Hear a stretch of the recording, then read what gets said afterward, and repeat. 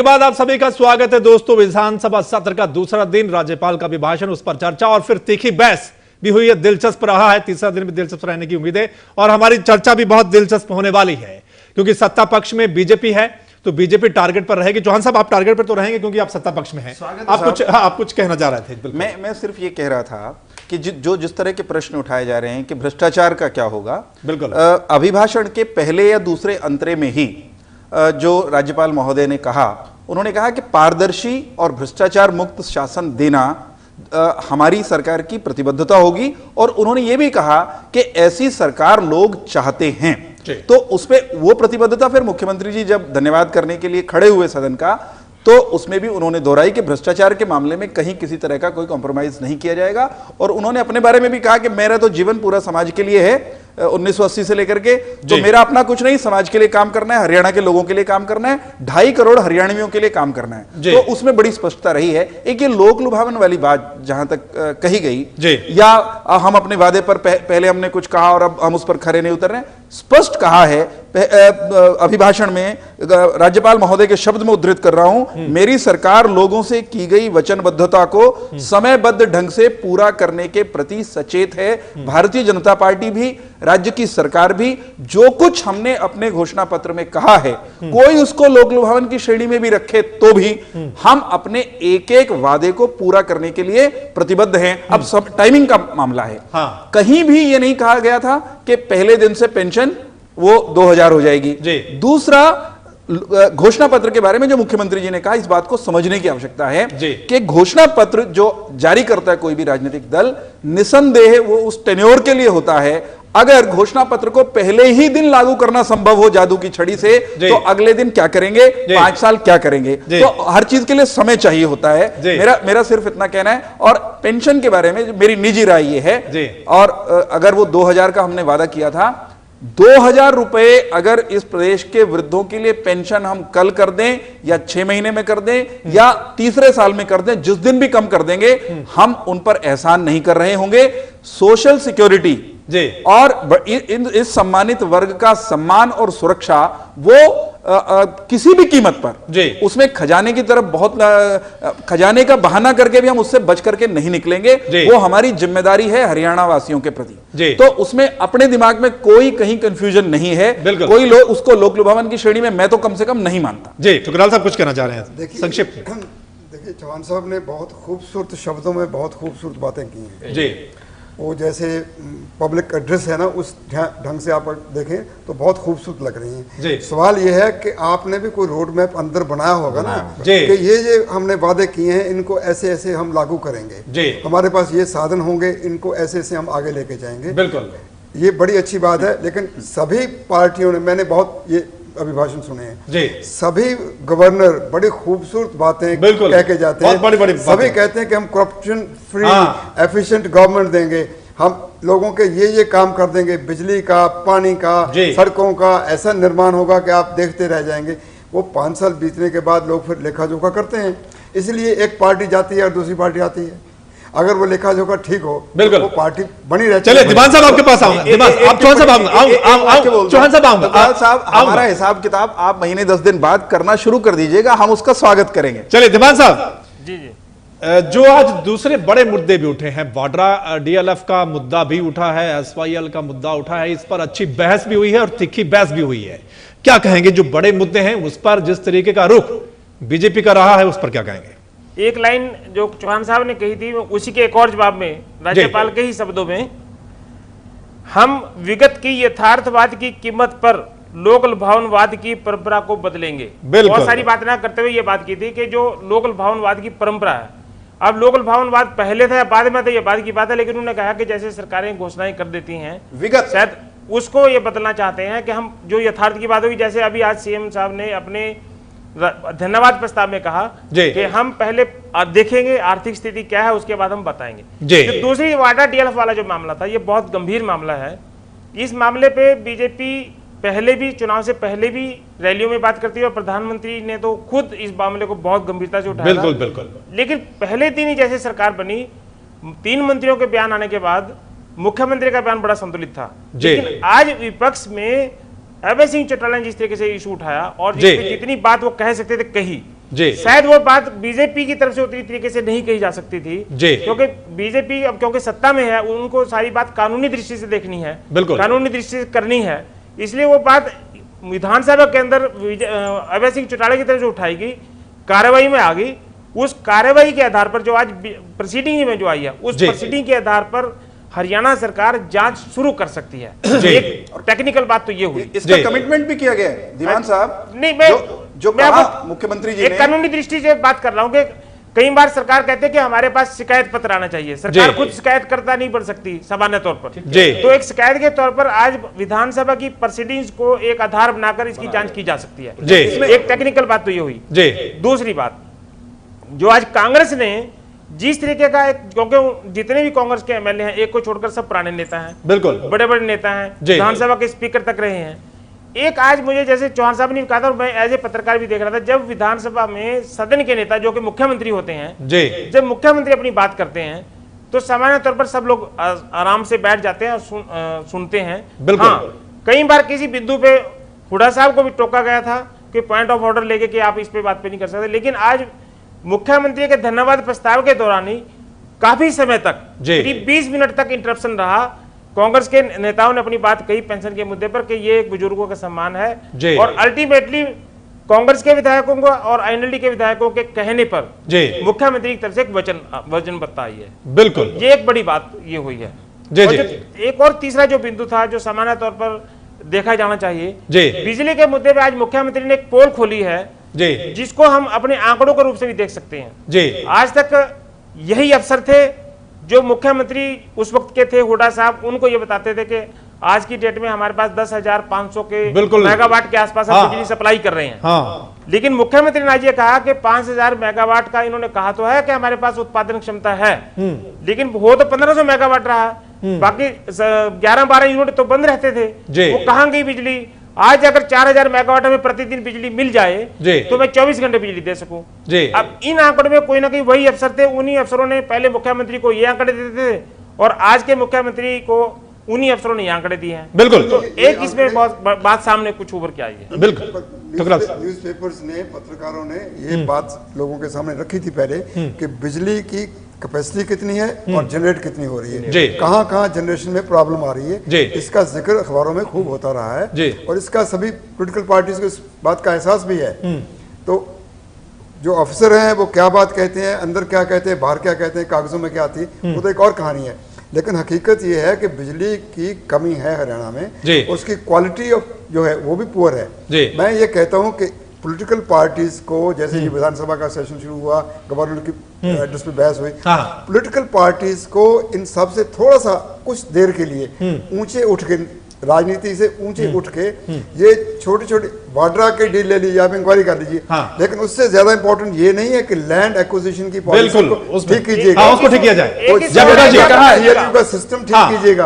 आप black money जो generate हो, एक सेकंड, जो ब्लैक मनी जनरेट हो रही है उसको ठीक करने की अब तो कोशिश कीजिएगा ना, पुरानी इंक्वायरी करते रहिएगा, सजा दे दीजिएगा, जो करना चाहे कर लीजिए। लेकिन इस वक्त आपके पास सरकार है, पहली बार आपको ये मौका मिला है एक अच्छी सरकार देने का। अच्छी सरकार का मतलब होगा कि लोगों की ये जो समस्या है इनका हल कैसे हो। जयप्रकाश जी, आपके पास, आप कुछ कहना चाह रहे हैं? जयप्रकाश जी, देखिए मैं ये कहना चाहता था कि जिस तरीके की बातें सदन में चली और हमारे मित्र चौहान साहब ने भी कहा कि जब नेता सदन बोल रहे थे तो उसमें टीका टिप्पणी ज़्यादा नहीं होनी चाहिए, लेकिन कुछ अगर प्रश्न पूछे जाएं तो उसमें कोई बुरी बात नहीं है। लेकिन आज जो माहौल मैंने देखा है, और मैंने तो समय ये कहा है कि ये ज़्यादा इल्डिंग सदन के समय को खराब करती है, इसके ऊपर भी भविष्य में संपूर्ण नियंत्रण लगना चाहिए। मगर कुछ ऐसी इल्डिंगें हैं, कुछ ऐसे इश्यूज हैं जो हमने दलगत राजनीति से ऊपर उठ करके जिन अधिकारियों ने, जिन राजनेताओं ने अपने सत्ता का दुरुपयोग किया है, और उन मामलों पे अगर हम प्रतिष्ठा बना करके उनकी इस तरह बात को, इनकी भी जांच शुरू करा दो, इनकी भी जांच शुरू करा दो, मैं इस झमेले में नहीं फंसता। कुछ जनहित की बातें हैं जिनको हमने उठाना चाहिए। जैसे मैंने एक मुद्दा उठाया था, कैथल जिला में हेपेटाइटिस सी, यानी कि सबसे ये समझो एक किस्म के कैंसर का वो रूप है, और गरीब आदमी उसमें इलाज नहीं करवा सकता। हेपेटाइटिस सी का कारण क्या है कि जैसे कलायत में आज से 8 वर्ष पहले वाटर सप्लाई का एक टैंक बनाया था, कैनाल बेस वाटर टैंक, उसका निर्माण कार्य हुआ, उसकी जो सप्लाई है वो ठेकेदार ने या कंसर्न कर्मचारी अधिकारियों ने कहां गड़बड़ करी है, वो सारी लीकेज होगी, और लीकेज होकर सीवरेज के साथ मिल गई। जो लोग पानी पीते हैं हाँ, वो उनसे हेपेटाइटिस, बिल्कुल जो खामियां थी, बिल्कुल जो खामियां थी उसको प्रकाश में लाएं, उस पर कार्रवाई करें, ये बहुत बिल्कुल। अच्छा जयप्रकाश जी, क्या लगता है जो मतलब वादे जिस तरीके से आज पेंशन की बात हुई है जयप्रकाश जी, सरकार का हालांकि कह रहा है कि 5 साल हमारे पास है, हमने कोई टाइम बाउंड नहीं किया, क्या लगता है जिस सरकार कहती है कि कर्जा है, क्या हो पाएगा जो इतनी बड़ी बड़ी बातें पेंशन की और बेरोजगारी भत्ता की हुई थी? नहीं, देखो कर्जा का जहां तक सवाल है, कर्ज तो हर गवर्नमेंट लेती है, विकास के लिए कर्जा लेना और कर्जा लेकर के डेवलपमेंट करना। कई कर्ज ऐसे हैं जो हम भारत सरकार से लेते हैं बहुत नॉमिनल इंटरेस्ट के ऊपर, उससे हमारा विकास भी होता है जी, और वो देना एक लॉन्ग टर्म के लिए होता है, उससे कोई बुरी बात नहीं है। लेकिन मैं एक बात जरूर कहना चाहता हूं कि जिस तरीके से बुढ़ापा पेंशन है, बुढ़ापा पेंशन की जो बात कही थी पूर्व सरकार ने कि 1 नवंबर के बाद 1500 रुपए हो जाएगी, तो सदन में जो ये मामला उठा था, खैर मुख्यमंत्री जी ने जवाब तो उनका दे दिया कि हम इस बजट सत्र से पहले इसको लागू कर देंगे। अगर इसमें थोड़ा सा ये मामला डल जाए, जिस तरीके से चौहान साहब ये बात कह रहे थे कि भाई बजट की वित्तीय स्थिति भी हमने देखनी पड़ेगी, मगर वित्तीय स्थिति के साथ साथ कर्मचारियों का जो मामला है, हरियाणा प्रदेश के कर्मचारी बड़ा अहम रोल अदा करते हैं सरकार बनाने में, सरकार बिगाड़ने में, बिल्कुल, और लोगों का माइंड मेकअप करने में। तो ये 2-3 मुद्दे हैं, इनको मैं सरकार से भी निवेदन करूंगा और कल भी हम बात करेंगे मुख्यमंत्री महोदय से, इनको जल्दी से जल्दी सेशन से पहले, हमें पंजाब के बराबर भी कर्मचारियों को वेतन देना पड़े, इसके लिए भी हमने दे देना चाहिए, ताकि हमारे, मैं इस बात के लिए किसने वायदा किया किसने नहीं किया, पंजाब हमारा बड़ा भाई है, अगर बड़ा भाई 5 रोटी खाए, छोटे भाई को 3 मिले, तो ये असमानता हो जाएगी। जी बिल्कुल। चौहान साहब आपसे बहुत ही एक महत्वपूर्ण सवाल है मेरा, जो सबसे पहले समस्या बनी हुई है इस समय, जो किसानों को उनके धान का रेट नहीं मिल रहा है। आज मुद्दा भी उठा, लेकिन सही तरीके से मेरे ख्याल से सरकार की ओर से नहीं आया है। हालांकि कांग्रेस ने कहा हमने चिट्ठी लिखी थी प्रधानमंत्री को, कोई जवाब नहीं आया। क्या आपको नहीं लगता कि इस पर सबसे पहले कार्रवाई होनी चाहिए? तो जो पिछले साल उससे 1000-1500 रुपए कम रेट किसानों को मिल रहा है और बहुत परेशान है बेचारे। देखिए, जो धान के मूल्य का सवाल है उसको लेकर के बहुत आम आदमी को गुमराह करने के प्रयास चुनाव से पहले भी हुए, और कांग्रेस के लोग और कम से कम प्रतिपक्ष आज भी कर रहा है। 2 तरह की बात है, एक जो बासमती है, एक दूसरी गैर बासमती जो राइस है। जो गैर बासमती राइस है उसका एमएसपी तय होता है, उसमें कहीं कोई झगड़ा नहीं है।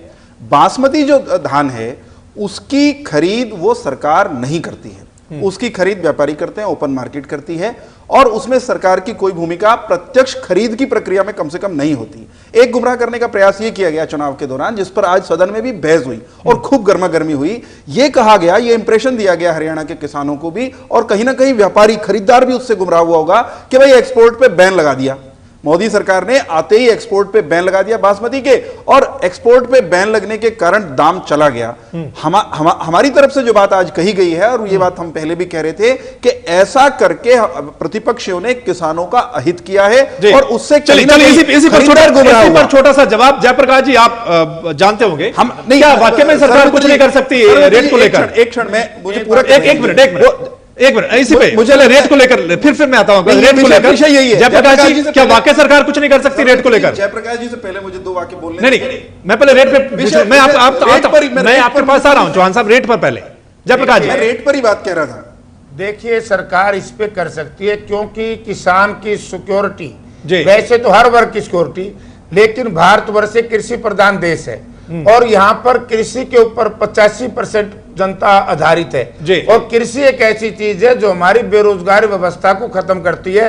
सबसे ज्यादा रोजगार देती है तो खेती देती है, तो इसके ऊपर ये कर सकती थी सरकार। लेकिन जिस तरीके की चर्चा सदन में चली, हम वस्तु स्थिति से मैं अवगत नहीं हूं कि आज क्या हो रहा है, ना आज ये गलत बात कहूं, लेकिन एक्सपोर्ट खोलना बंद करना ये भी कॉमर्स डिपार्टमेंट जो भारत सरकार का वाणिज्य मंत्रालय है, जी, उनके अधिकार क्षेत्र की बात स्पष्ट है। कर दूं, एक और इसके मुझे ऊपर मंत्री जी ने, मुख्यमंत्री जी ने कहा भी है कि मैंने बात करी है वाणिज्य मंत्री जी से, और मैं कहता हूं ऐसे इशू के ऊपर राजनीति नहीं होनी चाहिए। किसान को हमने बचाना है, लेकिन वही अगर मतलब बात की है, जब तक किसान अपनी पूरी फसल बेच देगा उसके बाद भाव बढ़े ना बढ़े उसका क्या फायदा। जनता जानना चाहती है, किसान जानना चाहता है कि अगर सरकार कर सकती तो फिर क्यों नहीं कर रही। हम यही बताने की कोशिश कर रहे हैं, जयप्रकाश जी को भी शायद उस बात का ध्यान नहीं है। एक्सपोर्ट पर सदन में आज भी मुख्यमंत्री जी ने भी कहा, हम भी लगातार कह रहे थे, प्रधानमंत्री भी आकर के कहे, एक सेकंड के लिए भी बासमती के निर्यात पर रोक नहीं लगी। निर्यात कुछ कम हुआ, वो दूसरे जो आयातक देश हैं, चाहे वो खाड़ी के देश हैं, उनके यहां डिमांड पर आधारित कुछ रहा होगा, उसके कारण वो कम हो गई, कुछ उस पर प्रभाव पड़ा। एक गड़बड़ जहां हुई, जिसकी तरफ आज सदन में भी ये बात आई, लुबाना साहब एक क्षण, जो हम कर सकते थे वो किया, वो मैं बताता हूं क्या किया। सरकार बनते ही कृषि मंत्री धनखड़ जी की ड्यूटी मुख्यमंत्री जी ने लगाई, वो मंडियों में गए और जाकर के जो भ्रम फैलाया हुआ था प्रतिपक्षियों ने, उस भ्रम को दूर किया। तो 500-400 रुपए मार्केट में धान के उसमें मूल्य में उछाल आया। ये सदन के पटल पर आज बात कही गई है। उछाल कैसे आया, लुबाना साहब आप बताएंगे, मैंने बताया कैसे हो सकता है। हाँ, ऐसा है, देखिए जो ये बात कह रहे हैं इसमें वास्तविकता बहुत कम है। किसान आज भी अपनी धान को जला रहे हैं, लेकिन अगर गवर्नमेंट कुछ करना चाहती है, जला कहाँ रहे हैं मुझे ये समझ नहीं आ रहा। जला रहे हैं वो, मतलब कहाँ जला रोष दे रहे हैं। आपको अखबार में देखिए ना फोटो में, मुझे पता होता तो मैं आपको किसान नाराज, हाँ उसका जनता नाराज है। लेकिन कम से कम आप किसान के साथ एक तो जस्टिफिकेशन कर सकते हैं कि जो आज खाद के रेट हैं उसको तो कम से कम करें। हम डीजल के रेट कम किए ना, नहीं उसका लाभ किसान को होने वाला है। तो आप खाद के रेट तो कम करें ताकि कम से कम उसको कुछ तो राहत मिले। हमने आज भी डीएपी और बढ़ के मिल रहा है, उसके रेट और बढ़ते जा रहे हैं, यूरिया के रेट बढ़ते जा रहे हैं। सरकार ने तेल के रेट कम किए हैं, उसका लाभ टुकराल साहब, हाँ बिल्कुल टुकराल साहब, आप मौका देंगे मैं आपको। हाँ बिल्कुल टुकराल साहब, इनकी बातों से दो चीजें नजर आई हैं कि भाव जो है बासमती के वो हमारे बस में नहीं है जी, नंबर एक। यस, डीजल की ये बात कहते हैं हमने कम किया, डीजल का भाव भी इनके बस में नहीं है। वो नहीं, हम नहीं करते ना। एक सेकंड, हमारे बस में कितना? एक सेकंड, बात तो कहने दीजिए, मैं बंद कर दूं? नहीं प्लीज कहिए, आप मुझे शांति से सुनने की बहुत आदत है। नहीं आप कहिए, मेरी कोई समस्या नहीं है, मेरी कोई पार्टी नहीं, मेरी कोई समस्या नहीं। मैं तो आपके ध्यान में, सबके ध्यान में सीधी सी बात लाना चाहता हूँ कि अगर किसान को 1000-1500 रुपए पर क्विंटल कम कीमत मिलती है, ये पंजाब और हरियाणा का मसला कैसे है? आज पंजाब के पास 8000 करोड़ रुपया चाहिए किसानों को देने के लिए, वित्त मंत्रालय कहता है कि हम आपको नहीं देंगे, पहले ये साफ करिए, पहले ये कीजिए, पहले वो कीजिए। पहली सरकार इसके बारे में सेंसिटिव थी या नहीं थी, ये भी ये जानते होंगे। सवाल ये है कि इस वक्त किसानों की धान की फसल मंडियों में पड़ी हुई है, वो मंडियों में बेचना चाहते हैं, ठीक कीमत पे बेचना चाहते हैं। उन्होंने जो लागत उस पर आई है उसके हिसाब से ये भूल गए हैं कि इन्होंने कहा है कि स्वामीनाथन कमीशन की रिपोर्ट के हिसाब से 50% का प्रॉफिट देंगे, 50% की बढ़ोतरी करेंगे। वो वादा भी इनके मैनिफेस्टो में भी है, बाकी नेशनल मैनिफेस्टो में भी था। सवाल ये है कि अगर वो मैनिफेस्टो में, वो फिर लुभावनी बात में हम आ जाएंगे। सवाल ये है कि अगर वो आप लागू नहीं कर सकते, ये मंडियों में किसानों का मसला पोलिटिकली बहुत सेंसिटिव है, इस पे राजनीति भी होगी, सब कुछ होगा। तो इसके लिए इस सरकार को ज्यादा सेंसिटिव होकर इस चीज को समझ लेना चाहिए कि कैसे। अब खाड़ी के देश हैं, पहले ये कहा जा रहा था, एक बड़ी अच्छी जानने वाली बात यह है कि हमें बताया गया था कि कनाडा में, ऑस्ट्रेलिया में, चाइना में ये ड्राउट की वजह से फसल बहुत कमजोर होगी। हुआ ये है कि फसल आगे बढ़ गई है, ड्राउट नहीं हुआ। और आज अमेरिका के किसान, उनका सिस्टम ये है कि अगर आप इस दाम पे बेचना चाहे तो बेच लीजिए, नहीं तो बेशक आग लगा दीजिए, हल चला दीजिए। बिल्कुल, वहां हल चल गए हैं, वहां पे आपकी मक्का की फसल पे हल चल गए हैं, क्योंकि वहां $6 मिलते हैं पर बुशल, और अगर आप बेचते हैं तो $4 मिलते हैं। उम्मीद उनको थी $8 की। सवाल यह है कि मार्केट की फोर्सेस को कौन कंट्रोल करेगा, कैसे आप उसको कंट्रोल करके किसानों के हक में ले। एक लास्ट टिप्पणी आपसे कि किसानों की इस समस्या पर आज ज्यादा चर्चा नहीं होनी चाहिए थी। नहीं, मैं आपको बताता हूँ, हमने इसी अपने एवन तहलका पर, इसी डिबेट में, इसी समय पर हमने कई बार बातचीत की, पहले भी और आज भी। जब कांग्रेस की सरकार थी, हरियाणा में चुनाव चल रहे थे, बासमती की समस्या तभी उठी थी, प्रधानमंत्री ने चुनाव प्रचार के दौरान भी ये बात उठाई थी। बिल्कुल, मुख्यमंत्री उस वक्त के जो हुड्डा साहब थे, उन्होंने चिट्ठी लिखी थी प्रधानमंत्री को, केंद्र के कृषि मंत्री को, कि खाड़ी देशों में बासमती धान का निर्यात में कुछ कमी आई है, इस इशू को उठाया जाए जिससे किसानों को रेट कम मिल रहा है। उस चिट्ठी को हमने अपने एवन तहलका के उस पर दिखाई थी, चैनल पे भी दिखाई थी, उसमें कहीं प्रतिबंध की बात नहीं हुई थी, प्रतिबंध की बात कहीं नहीं लगी। और उस वक्त के मामले जो कि निर्यातक हैं बासमती चावलों के, उन्होंने उद्योग मंत्रालय से बात करी, उद्योग मंत्रालय ने चिट्ठी भी लिखी थी, जो ईरान का देश है वहां पर आयात जो ड्यूटी है, एक्साइज ड्यूटी, जो इंपोर्ट ड्यूटी है वो बढ़ा दी गई थी। और अभी जो नए कृषि मंत्री हैं हरियाणा के, उन्होंने भी ये बात ऑफिशियली की थी कि वहां पर इंपोर्ट ड्यूटी बढ़ गई है, जिसकी वजह से यहाँ से निर्यात कम हुआ है। और उसकी वजह से डिमांड, एक तो प्रोडक्शन ज्यादा होगी बासमती की, एक निर्यात कम हो गया तो इसलिए रेट कम आए। लेकिन एक जो आज जो इस सरकार को करनी चाहिए थी बात, जो नहीं हुई, प्रधानमंत्री ने चुनाव प्रचार के दौरान कहा था कि हरियाणा सरकार ने 4% टैक्स लगा रखा है, वेट लगा रखा है। लेकिन इस सरकार को बने भी इतने दिन हो गया, वो वेट और टैक्स अभी तक नहीं हटा है, जो अभी तक हट जाना चाहिए था। कुछ तो हटना चाहिए था। एक काम जरूर किया सरकार ने, ये कहा कि जो दूसरे राज्यों से बासमती आ रही थी उसमें रोक लगा दी, ये एक अच्छा कदम हुआ। लेकिन अगर जो प्रधानमंत्री ने कोई इशू उठाया टैक्स कम करने का, तो वो इस सरकार को बिल्कुल जो सबसे बड़ी समस्या आज बनी हुई थी, जो सबसे पहले उसको हल किया जाना चाहिए था, उससे बहुत कम चर्चा हुई है और उसको कोई खास जवाब नहीं दिया गया सरकार की ओर से। यहां सभी मेहमानों का बहुत बहुत शुक्रिया इस चर्चा में शामिल होने के लिए। प्रदेश की ताजा तरीन खबरों के लिए आप बने रहे एमएन तहलका हरियाणा के साथ।